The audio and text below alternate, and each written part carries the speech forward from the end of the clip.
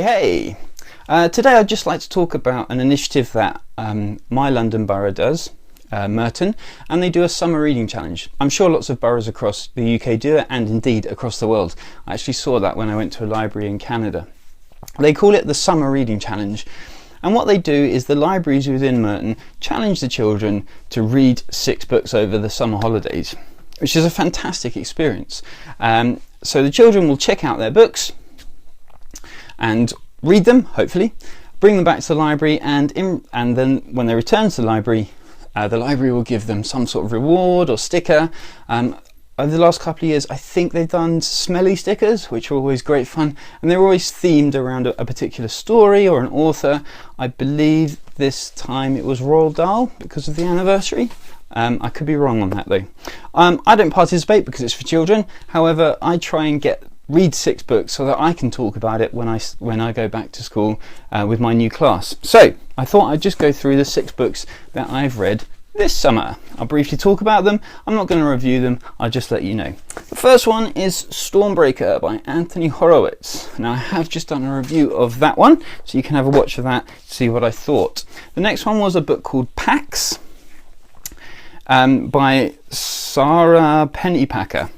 Now I believe she is American, and it's a story about a boy and his pet fox trying to reunite with each other in the backdrop of a war. So it's really a sort of personal tale about friendship and growing up to some extent. The next one is, I finally got around to reading this. This has been on my shelves for a long time, and it is Gone by Michael Grant. Now this is a series of books. I don't know what they call the series, the Gone series maybe, and it is this one is about a town in America where all the adults above the age of 15 disappear, and it's basically what happens with that. It's a kind of science fiction horror story, kind of really thick book. The next one was a book called Magonia, which is about a girl who finds another world up in the clouds, a completely different world. So it focuses on her and her having to deal with, essentially at the start of the book it focuses on her having to deal with quite a serious illness, and then discovering why that is by going up into the clouds. And the next one was Five Things They Never Told Me by Rebecca Westcott. This book was recommended to me by one of my students. It's about a girl basically dealing with the breakup of her family and growing up, and people growing up around her.